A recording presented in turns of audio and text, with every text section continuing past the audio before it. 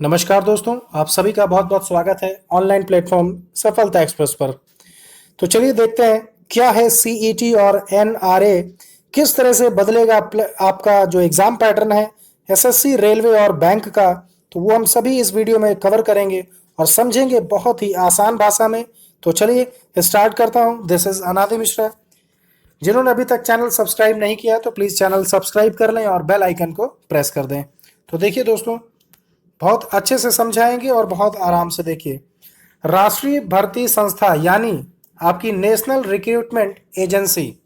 दोस्तों, जो आपके पेपर होते थे एसएससी, रेलवे, बैंक, इन सभी के जो आपके पेपर होते थे वह आपकी संस्थाएं जो एसएससी का पेपर कराती थी, एक कमीशन था, संस्था बनी हुई थी तो एसएससी का पेपर कराती थी। रेलवे बोर्ड रेलवे का कराता था और बैंक के लिए आईबीपीएस, ठीक है, आईबीपीएस एक संस्था थी, वो बैंक का एग्जाम कंडक्ट कराती थी। अब देखिए इसमें सरकार ने क्या बदलाव किया है इन तीनों के लिए, उसको हम जानेंगे इस वीडियो में। तो देखिए इन तीनों की जो परीक्षा है एसएससी, रेलवे और बैंक, इन तीनों की परीक्षा के लिए सिर्फ और सिर्फ एक भर्ती जो संस्था है वो कराएगी और उसका नाम है राष्ट्रीय भर्ती संस्था यानी नेशनल रिक्रूटमेंट एजेंसी। अब देखिए दोस्तों, ये तो हो गई आपकी संस्था, लेकिन जो आपका पेपर है, अब हमें ये जानना है कि पेपर हमें कौन सा देना होगा। ठीक है दोस्तों, तो ये समझिए कि जो पेपर का नाम होगा वह होगा आपका सीईटी यानी कॉमन एलिजिबिलिटी टेस्ट। अब देखिए, जो सीईटी का मतलब है ये एक पेपर का नाम है दोस्तों। आपको सेट सीईटी का पेपर देना होगा, आपको क्वालिफाई करना होगा पहला एग्जाम यानी प्री एग्जाम एसएससी का, रेलवे का और बैंक का। ठीक है दोस्तों, ठीक है। संस्था का नाम हो गया एनआरए और जो आपका पेपर होगा वो होगा सीईटी का कॉमन एलिजिबिलिटी टेस्ट। अब देखिए होता क्या था कि हम सभी लोगों ने देखा होगा कि एग्ज़ाम जो है दो भाषाओं में आता था, एक हिंदी में और दूसरा इंग्लिश में। कहीं कहीं यूपी टेट में उर्दू में भी एग्ज़ाम आता है। ठीक है। अब देखिए जो आपकी जो लैंग्वेजेस होंगी यानी जो आपके पेपर जो आएगा आपका एसएससी और रेलवे और बैंक का, वो 12 भाषाओं में आएगा। ठीक है। हिंदी जितनी भी 12 भाषाएं हैं हमारी, उसमें पेपर आपका बनाया जाएगा। इनको 12 भाषाओं से डायरेक्ट फिर उसमें 22 भाषाओं में कर दिया जाएगा। अब देखिए दोस्तों, थोड़ा सा आप आगे समझेंगे इसके लिए कि जो आपका ये एनआरए है या सीईटी का जो पेपर है ये कब से स्टार्ट होगा, कब से लागू किया जाएगा। तो वह आपका होगा वर्ष 2021 से लागू हो जाएगा। ठीक है दोस्तों। और प्रश्न पत्र कैसा होगा ये भी हम समझेंगे इसमें। देखिए जो आपका क्वेश्चन पेपर होगा वो है आपका होगा ऑब्जेक्टिव टाइप का, इसमें कोई भी बदलाव नहीं है, ये ऑब्जेक्टिव टाइप के ही क्वेश्चंस होंगे। ठीक है। बस आपका ये हो गया है कि एसएससी का जो आप प्री एग्ज़ाम देते थे, आप रेलवे का एग्ज़ाम देते थे, आप बैंक का एग्ज़ाम देते थे, इन सभी के लिए अलग अलग संस्थाओं का गठन किया गया था। एसएससी के लिए स्टाफ सिलेक्शन कमीशन था, रेलवे के लिए रेलवे भर्ती बोर्ड था और आपका बैंक के लिए आईबीपीएस था। ठीक है। तो अब इन सभी का पेपर सिर्फ एक ही संस्था कंडक्ट कराएगी, उसका नाम है एनआरए यानी राष्ट्रीय भर्ती संस्था। और पेपर जो होगा आपका एक कॉमन पेपर आपसे लिया जाएगा, उसका नाम होगा सीईटी का। ठीक है दोस्तों। अब आगे देखिए, इसमें एक साल में जो पेपर आपका होगा, एक साल में 2 बार पेपर ये कंडक्ट कराया जाएगा, साल में 2 बार। ठीक है दोस्तों, समझ गए। अब आगे देखते हैं। देखिए इसमें जो होगा आपका एक स्कोर कार्ड बनाया जाएगा, यानी एक तरह से आप समझ लीजिए कि जब आप सीईटी का पेपर क्लियर करेंगे तो आपको एक स्कोर कार्ड दे दिया जाएगा। यानी जिस बच्चे ने 80 नंबर लाया है तो 80 नंबर का स्कोर कार्ड, 70 लाया है तो 70 का, यानी 60 लाया है तो 60 का, 50 लाया है तो 50 का, ये आपको एक तरह से स्कोर कार्ड बनाकर दे दिया जाएगा। ठीक है। अब स्कोर कार्ड की महत्ता कितनी होगी, कहाँ उसका उपयोग होगा, ये भी हम आपको इसी वीडियो में समझा देंगे। देखिए प्रमाण पत्र जो होगा आपका, उसकी जो वैधता होगी वो होगी 3 वर्ष। ठीक है। जिस प्रकार से हम देखते हैं कि यूपी टेट में 5 वर्ष की है, सी टेट में 7 वर्षों की है, उसी प्रकार से जो सीईटी का एग्ज़ाम जो भी बंदा क्लियर करेगा उसके लिए 3 वर्ष का सिर्फ वैलिडिटी होगी कि 3 वर्ष के अंदर आपको ये फिर दोबारा आपको क्लियर करना पड़ेगा। ठीक है। तो अब देखते हैं आगे। जो पेपर है वो आप अनगिनत दे सकते हैं, अनगिनत बार दे सकते हैं। इसका मतलब कोई इसमें कोई बाध्यता नहीं है कि आप पेपर कितनी बार दे सकते हैं, कब तक दे सकते हैं। तो इसकी ऐसी कोई बाध्यता इसमें सामने नहीं आ रही है। इसका मतलब है पेपर आप कितनी भी अटेम्प्ट बार दे सकते हैं पेपर। ठीक है दोस्तों। अब सबसे बड़ा प्रश्न ये बनता है कि देखिए, आपने सरकार ने ये तो बता दिया है कि पेपर साल में 2 बार कराया जाएगा। ठीक है, जो बच्चा सीईटी का एग्ज़ाम क्लियर करेगा। ठीक है, लेकिन सबसे बड़ी प्रॉब्लम ये होती है कि सरकार कभी ये नहीं बोलती है कि वैकेंसी कब आएगी।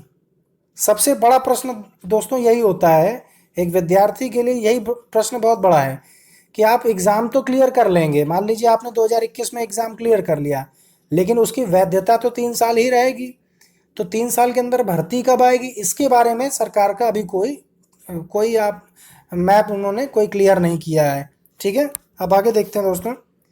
देखिए, जो आपकी ये जो सीईटी का एग्ज़ाम होगा ये 3 स्तरों पर होगा, यानी 3 स्टेजेस पर होगा। वह कौन सी होंगी?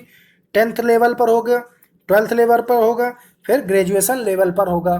ठीक है, देखिए जैसे आप एसएससी का एग्ज़ाम देते थे 10वीं लेवल का, फिर 12वीं लेवल का और ग्रेजुएशन लेवल का आप देते थे, इसी तरह से आप रेलवे में भी देते थे। ठीक है, इसी तरह से आप बैंक में भी देते थे। ठीक, अब देखिए, तो इन तीनों लेवल को आपको अलग अलग पास करना पड़ेगा। ये भी आप समझ लें बहुत अच्छे से कि जो जो भी विद्यार्थी हैं, अगर वो 10th लेवल का सीईटी का एग्ज़ाम पास करेंगे तो वो 10th लेवल की जब वैकेंसी आएगी वो उसी के लिए एलिजिबल होंगे। ठीक है, और जो विद्यार्थी 12th लेवल का क्लियर करेंगे वो 12th लेवल के लिए अप्लाई करेंगे। जो ग्रेजुएशन लेवल का अप्लाई पास करेंगे वो ग्रेजुएशन लेवल के लिए ही अप्लाई कर सकते हैं। जो तीनों पास कर लेगा वो तीनों की वैकेंसियों में अप्लाई कर सकता है। ठीक है, कहने का मतलब है आपको अब तीनों लेवल भी क्लियर करने पड़ेंगे। ठीक है, समझ गए। अब आगे देखते हैं।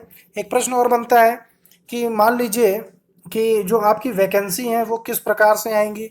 तो मैंने अभी आपको बताया कि वैकेंसी के बारे में कोई भी क्लियर बात नहीं हो रही है, बस इतना बताया जा रहा है कि आपका जो सीईटी का पेपर है वो साल में 2 बार करा दिया जाएगा। ठीक है, और जिसकी वैधता 3 वर्षों की होगी। ठीक, जब वैधता समाप्त हो जाएगी फिर से आपको सीईटी का एग्ज़ाम क्लियर करना पड़ेगा।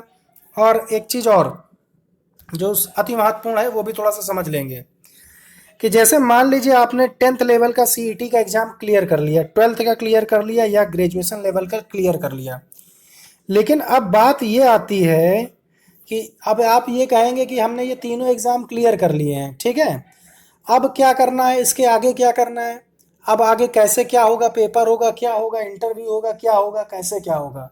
तो इसके लिए भी थोड़ा सा हम समझ लीजिए, आपको बता देते हैं। देखिए, जैसे मान लीजिए आपने सीईटी का पहला लेवल आपने क्लियर कर लिया। दोस्तों बहुत अच्छे से समझिएगा इसको। तो सीईटी का लेवल क्लियर करना ये सिर्फ आपके लिए एक एलिजिबिलिटी होगी, यानी you are eligible for the next attempt. ठीक है, फॉर द नेक्स्ट स्टेज। कहने का मतलब है कि सीईटी तो आपको क्वालिफाई करना ही होगा और उसके बाद आपको क्या करना होगा। जैसे अगर मान लीजिए आपका स्कोर कार्ड 100 में, ठीक है, 80 नंबर बनता है, 80 नंबर आपने सीईटी के लिए सीईटी का प्राप्त किया, किसी ने 70 नंबर प्राप्त किया तो किसी ने मान लीजिए 55% प्राप्त किए। ठीक है, बहुत अच्छे से समझिएगा इसको। अब क्या होगा कि जब ये बैंक का लेवल हो गया और आपका एसएससी हो गया और फिर आपका हो गया रेलवे, अब मान लीजिए बैंक में वैकेंसी निकलती है तो बैंक के लोग क्या कहेंगे, बैंक के जो सेक्टर है वो क्या कहेगा कि ऐसा है कि हम उन कट ऑफ वालों को लेंगे, उन स्कोर वालों को लेंगे जिनके नंबर 70% हैं या उससे ज़्यादा हैं। ठीक, 70 हैं या उससे ज़्यादा हैं। तो क्या होगा कि जितने 70% लोग जो लाए होंगे स्कोर कार्ड जिनका बना होगा सीईटी के एग्ज़ाम में, 70 से लेके जितने भी ऊपर होंगे वो एलिजिबल हो जाएंगे नेक्स्ट एग्ज़ाम देने के लिए। यानी जो मेन परीक्षा होगी आपकी, चाहे वो बैंक की हो, चाहे एसएससी की हो और चाहे आपकी रेलवे की हो, वो जो भी विद्यार्थी होंगे वो तभी एलिजिबल होंगे जब उनका स्कोर कार्ड वो उनके अपने अनुसार जब मांगेंगे। ठीक है, अगर उन्होंने स्कोर कार्ड मांगा, मान लीजिए रेलवे ने कहा कि हम 50% हमारा स्कोर कार्ड है, 50% के ऊपर जितने भी विद्यार्थी हैं वो हमारे पेपर को, मेंस पेपर को देने के लिए आ सकते हैं।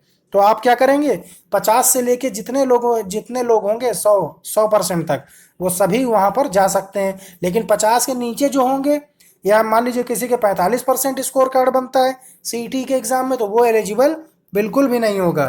ठीक है दोस्तों, तो ये भी है, आप चीज़ समझ लीजिए। ठीक है, अगर आपको कोई प्रॉब्लम आती है समझने में या कोई चीज़ नहीं समझ में आ रही है तो आप मुझे कमेंट भी कर सकते हैं, मैं उसका उत्तर बिल्कुल आपको दे दूंगा। अब देखिए दोस्तों, ये जो सिलेबस है वो अभी तक डिसाइड नहीं हुआ है। ठीक है, कि सीईटी का क्या सिलेबस होगा, बिल्कुल कॉमन ही सिलेबस होगा। जैसे मान लीजिए रीजनिंग होगी, 50 नंबर की रीजनिंग मान लीजिए, ठीक है। और आपकी हिंदी होगी, इंग्लिश का कोई ज़्यादा कंपल्सन नहीं होगा इसमें, मैथमेटिक्स होगी और जीके जीएस होगी। 50-50 नंबर का भी अगर मान लीजिए होगी, तब भी जाके ये 200 नंबर का पेपर बन जाएगा अगर 4 सब्जेक्ट होते हैं सपोज। ठीक है, तो ये 200 नंबर का इस तरह से पेपर बनता है। मैं एक आपको एक्सपेक्टेड बात बता रहा हूँ। ठीक है, समझ गए। अब इसमें अभी कोई सिलेबस अभी डिसाइड नहीं हुआ है, अब आगे देखते हैं। ठीक, तो अब ये चीज़ समझ लीजिए कि इसमें आपको कुल मिलाकर के लेवल, सभी लेवल को पास करने होंगे, 10th लेवल हो या 12th लेवल हो या आपका ग्रेजुएशन लेवल हो। ठीक है दोस्तों, तो मैं उम्मीद करता हूँ कि आप सभी लोगों को इस वीडियो के माध्यम से अच्छी तरह से बात समझ में आ गई होगी कि आपका अब एसएससी की जो संस्था है, रेलवे की संस्था है और जो आपकी बैंकिंग संस्था है, इन तीनों को मिक्स कर दिया गया है। एक ही संस्था आपका पेपर लेगी, यानी एनआरए राष्ट्रीय भर्ती संस्था, और जो पेपर का नाम होगा वो होगा सीईटी, यानी कॉमन, क्या होगा, कॉमन एलिजिबिलिटी टेस्ट। ठीक, इसको आपको पास करना होगा, उसके बाद आप मेंस एग्जाम में बैठेंगे, फिर अगर इंटरव्यू होगा तो आपको इंटरव्यू देना होगा, फिर उसके बाद कहीं आपका नौकरी का नंबर आएगा। ठीक है दोस्तों, अगर आपको किसी भी इसमें प्रॉब्लम आती है समझने में तो आप मुझे कमेंट कर सकते हैं, इसका उत्तर मैं आपको दे दूंगा। धन्यवाद।